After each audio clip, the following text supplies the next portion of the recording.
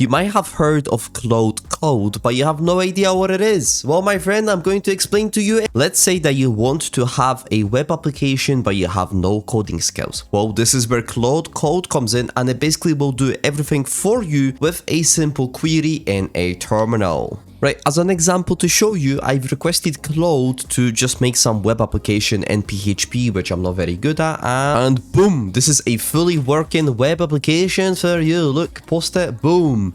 And basically the best thing about all of this is it took 66 seconds for Claude to make this beautiful web application. And let's say that I want to make changes. Well, all I need to do is say, Claude, make some cool changes on the web app, and basically in about another 66 seconds, and boom, oh, nothing has changed. Actually, no, this button has been added. Oh, damn, bro. Another example. Oh no, I have a critical vulnerability where a hacker might be able to take over my website through a remote code execution. As you can see, I am able to run a command on my system. I don't know how to fix it. What should I do? Well, this is where Claude can actually help me and we can fix it. I have a critical vulnerability. Okay, so Claude has fixed it, at least I think so. Let's try it again. So if I run ID, as you can see, oh, it's actually stopped working for some reason. Oh, interesting.